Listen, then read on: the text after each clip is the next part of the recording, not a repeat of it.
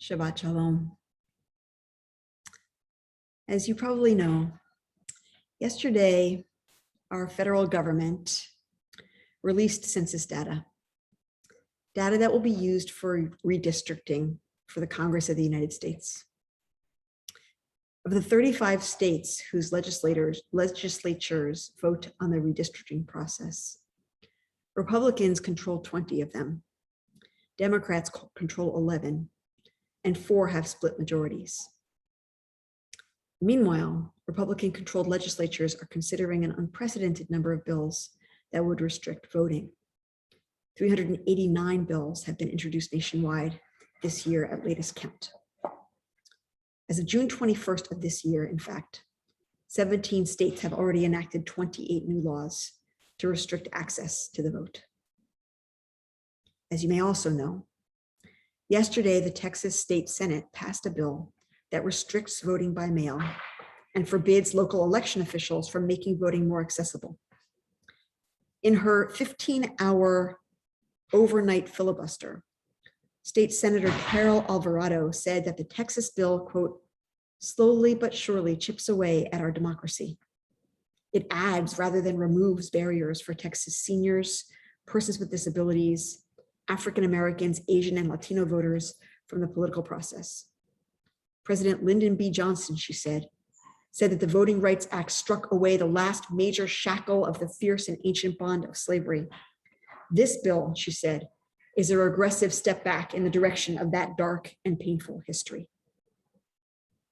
Also yesterday, the Republican Speaker of the Texas House signed 52 warrants for the arrest of Democratic lawmakers who fled the state to protest a rigged process and prevent passage of that bill. After 5 weeks in exile, the legislators sought protection from Texas county courts and received it, but the Texas Supreme Court has issued a stay on the lower court's rulings. Representative Jean Wu, who represents Southwest Houston, said, if someone asked me politely to go back, I would say no. You will have to physically take me. You will have to drag me. I am not going to be a willing participant in the destruction of my own community. This is the state-by-state drama that continues to play out in response to the big lie. The lie by former President Trump that the 2020 election was stolen through voter fraud. The lie that was rejected by 50 state and federal courts. The lie that led to the insurrection on January 6th. The lie that continues to animate the Republican Party at the local, state, and federal levels. Our congregant, U.S. Senate Majority Leader Chuck Schumer, said yesterday also that he will call the Senate back from recess to take up the question of preserving our democracy and the right to vote if there is a path to get those bills passed. That path depends on one person, Senator Joe Manchin, and he would need to propose a filibuster carve-out. Now, as you probably know, the filibuster has been closely linked to slavery and to Jim Crow and to systemic racism throughout our history. The use of the filibuster to protect racist interests goes back to slaveholding Senator John C. Calhoun, and later it became a frequent weapon to defend Jim Crow. In an analysis by political scientists Sarah Binder and Stephen Smith between 1917 and 1994, half of all Senate bills that were killed by the filibuster were civil rights bills. This includes 2 anti-lynching bills in 1922 and 1935. In addition, the political scientists found that opposition to filibuster reform over those years was shaped more by opposition to civil rights than any other factor. According to our member, Michael Waldman, president of the Brennan Center, we're now experiencing, quote, the most significant attempted cutback of voting rights since the Jim Crow era. Senate Republicans are using the filibuster exactly as it has been used throughout US history to prevent the federal government from protecting Black people from their own state governments. I think we all know that in early September, the Senate is going to have before it 2 pieces of legislation.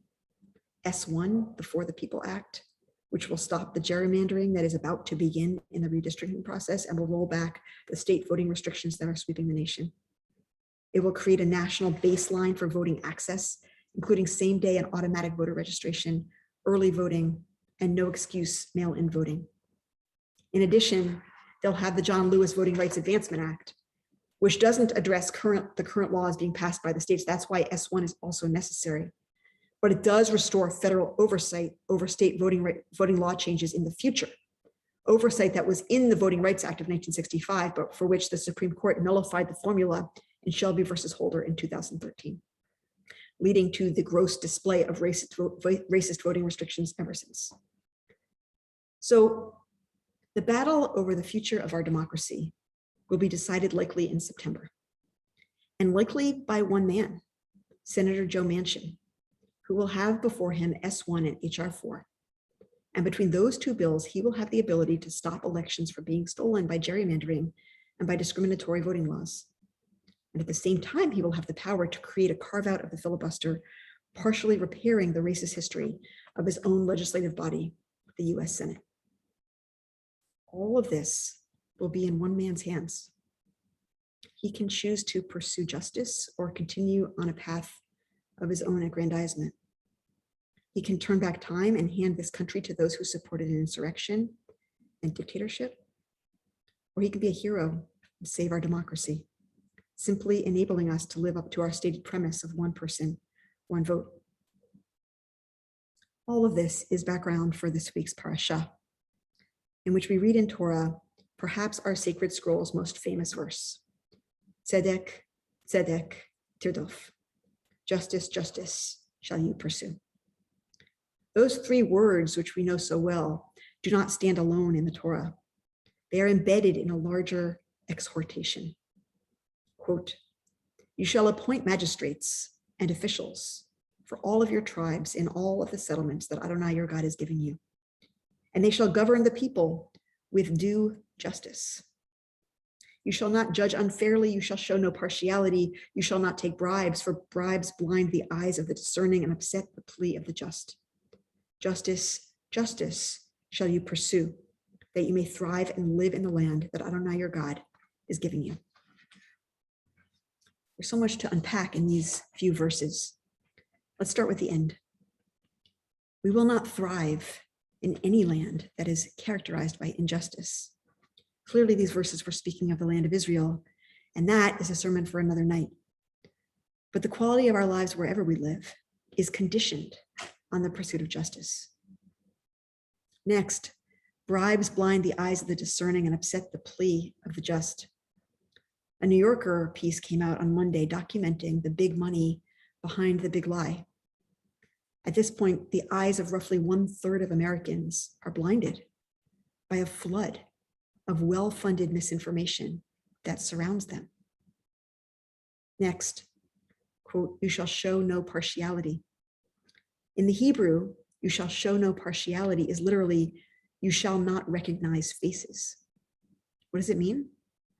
Your judgment must not be biased for any particular groups you have familiarity with or allegiance to. Justice is meant to be fair. Finally, you shall appoint magistrates and officers in all of your settlements, and they shall govern the people with due justice. Due justice in the Hebrew is mishpat tzedek. When combined, wherever they appear throughout the Hebrew Bible, the words tzedek and mishpat specifically refer to ensuring justice for the poor and the powerless. Our ancestors and God understood that governments are biased toward the powerful. We are exhorted, therefore, as Jews, to stand in the way of the powerful and prevent them from subverting the rights of the powerless. In a few weeks, Joe Manchin will have a decision to make. All of us have moments in our lives when we are given a choice. Do we do the self-serving thing or the right thing? These shining moments, though rarely bidden, give us our chance at meaning, our role in history, whether on a grand scale like his or on a personal one. Our possibility of contributing our lives to the good and to the just lies before us at every choice like this. We are in the month of Elul, the month in which we prepare ourselves for the days of awe, in which we learn to judge ourselves with due justice, neither too harshly nor too leniently, without partiality, with fairness, and with honesty. How have I met the choices of my own life? Have I been courageous? Have I been willing to sacrifice some of my own comfort, some of my own status to do the right thing?